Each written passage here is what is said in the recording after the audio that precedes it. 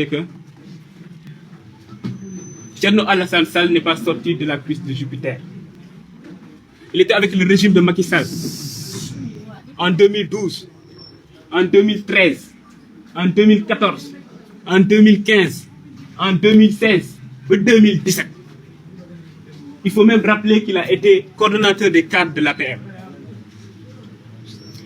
Sous Macky Sall defuloon wax waxeet, donc rester sur un mandat moom dina des ak moom pendant un mandat. Donc quinquennat, l'équivalent de mandat bi nga xam ne moom la ñu jox le président Bassirou Diomaye Diakhar Faye. Donc moom su génnee naan day naan régime bu fi nekk ci un an yi jàpp na defuñ fi dara gisul projet day baax ñu leeral ko ñoom buñ fi nekkee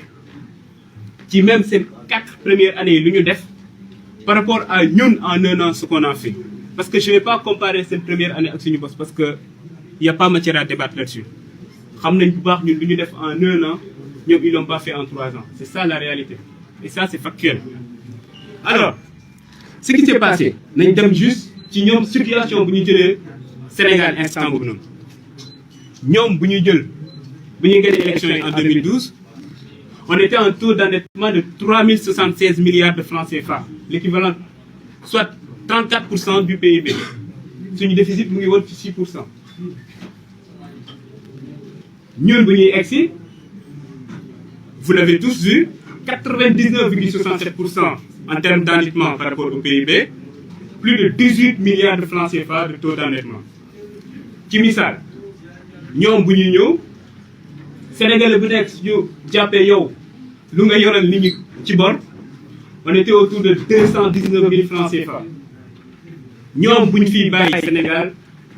Sénégalais bu nekk war na fay 1 31 000 francs CFA. Donc bokkut en début de situation catastrophique bi nga xam ne bàyyi nañu ko dëkk ñun bu ñu egsee est-ce que kenn si yéen dëgg na ne am na salaire yu ñu fayut amut. ñoom il a fallu ñu dem adossé wu ci France instant boobu noonu pour mën a fay ay salaire ñun ba léegi dégg ngeen ñu ne dem nañ France dem ñaanaatu wala Allemagne wala Chine wala États-Unis kenn dégguñu fenn fu ñu dem ñaanaatu te ba léegi ñu ngi continuer di fay ay salaire yemuñ ci loolu noonu amul benn secteur bu ngay laal tey te gisoo ne nit ñi ñu ngi ciy def ay jéego yu am solo secteur yëpp nag laa wax. Et en dépit de tout ça nga gis aussi ceeb wàññi nañ ko suukar wàññi nañ ko mburu wàññi nañ ko farine wàññi nañ ko tout ça ci at bii nii la nekkee en dépit de la situation catastrophique bu am Sénégal. Ki nga xam ne nag nekkoon nag ak ñoom pendant 5 ans voire 6 ans moom moo ñëw naan tey il se permet di naan en un an ñun defuñu fi dara. Donc c'était pour leeral juste côté boobu noonu par rapport à ce point là. Le deuxième point c'est quoi? Et balaa ma ñëw sur le deuxième point il faut rappeler que ñun en un an quand même en 6 mois c'est-à-dire en moins d'1 an on a présenté au Sénégalais notre référentiel de politique publique donc muy vision 2050 présenté le plan quinquennal ak un master plan stratégique. ñoom il leur a fallu 2011 2012 2013 2014 pour ñu dem wuti ab cabinet à l'étranger pour mën a présenter au Sénégalais plutôt le PSE te ñëpp xam nañ PSE bi nu mu demee woon te duñ ko présenter aussi ñu nekkee ci espace politique ba léegi à chaque fois suñuy débat un débat de fond dañuy def un débat d'idées naan PSE bi mën nañ ci jukki tel ou tel point d'accorduñ ci mais est-ce que gis ngeen boobu léegi kenn ci ñoom jukki ay point ci vision 2050 wala le plan quinquennal naan lii d'accord ma ci wala lii jàpp naa ne lii moo gën amut démb aussi maa ngi koy dégg mu naan le coût du carburant dafa waroon wàññeeku parce que moom son argumentaire ci ñaari point la ko dal ay facteurs exogènes notamment baril pétrole bi jàpp na ne wàññeeku na au niveau mondial ak ay facteurs endogènes jàpp na ne ñun ñu ngi commencé di produire pétrole donc coût carburant war na wàññeeku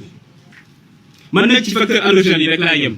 le frère Ngagne Demba Touré la ñëw ci facteur exogène yi expliquer ce qu'il en est. Alors lu leen Thierno Alassane Sall fàtte wax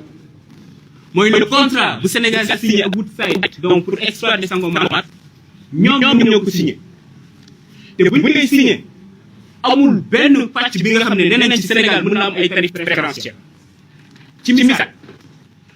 Sénégal lu muy jënd pétrole su naree jënd pétrole si bu site ce sera au même titre que la France ce sera au même titre que les États-Unis ce sera au même titre que l'Allemagne la Chine qu'importe donc disons n'importe quel pays ñun ak ñoom ñooy yem ni ñuy jëndee pétrole foofu noonu moom il sait très bien et puis la ko ñun suñuy jënd foofu noonu sax ce sera en devise étrangère donc yow soo bëggee jàkkaarloo Sénégalais yi di leen naan puisque ñu ngi produire pétrole léegi dañoo war a carburant dafa war a wàcc yow sa jëmmi bopp xam nga ne yéen a signé contrat yooyu noonu ñaar moo ci mën a am soit nga ñàkk a xam soit nga nekk de mauvaise foi l'un dans l'autre ñàkk a xam ba musiba la parce que mënuñu jox ministère de l'énergie pendant 2 ans nga ne yow xamoo lan moo nekk ci contrat yi xam boo pare nekk de mauvaise foi moom la dinaa bàyyi Sénégalais yi ñu apprécier en plus day baax souvent ñuy expliquer ce qui se passe yow mënoon nekk ou nekkoon ministre de l'énergie ba pare jàpp ne structuration prix carburant yi produits pétroliers yi y a qu'un seul facteur qui rentre en jeu c'est le prix du pétrole bi on sait que ci structure prix il y a d'autres éléments qui rentrent en compte moom il le sait très bien il le sait très bien moo tax ñun yemuñu ci à chaque fois suñuy andi ay précisions wala ñun ñuy andi ay réponses dañuy expliquer exactement ce qu'il en est mais aussi jox leen ñun fan la ñu jëm ak lan la ñu tënk ci suñu projet parce que tey suñu waxee énergie yow ou même au-delà d'énergie sur n'importe quelle situation ñun du ñu nekk dans la logique bu ñu nekkoon ñoom une logique de taf yëngal ñun ci lépp lu ñuy dem on essaie d'être structuré buy benn mais aussi changer la chose structurellement te du ñoom nag ñoom ñooy tax ñun ñu changer suñu logique c'est-à-dire être dans une logique d'urgence ñu tàmm di nekk ñun on va rester dans une logique où tout est planifié réfléchi xam fan la ñu jëm ak fan la ñu bëgg a jëmale Sénégalais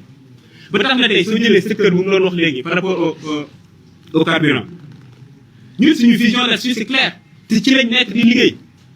soo xoolee les mesures conjoncturelles yu ñu jël kese au niveau de la SAR xam ngeen SAR avant su doon importer le fuel tonne bu nekk da ci doon fay benn prime fixe de $52 parce que amuloon appel d'offre léegi bu Bassirou Diomaye Diakhar Faye excès dañoo ne léegi day am appel d'offre suñuy importer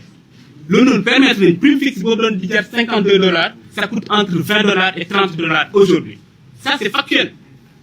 yemuñ ci la capacité de raffinage de la SAR tey c'est entre 1,5 million de tonnes annuellement 1,5 million de tonnes et ñun on sait que notre besoin c'est autour de 3 millions de tonnes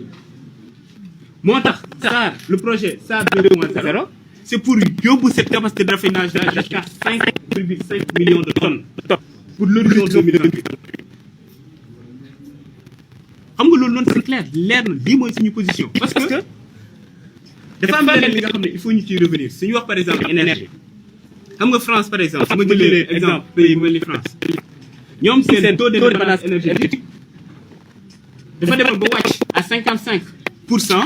Tout de suite ñu def commission d'enquête parlementaire en mars 2023 où ils ont appelé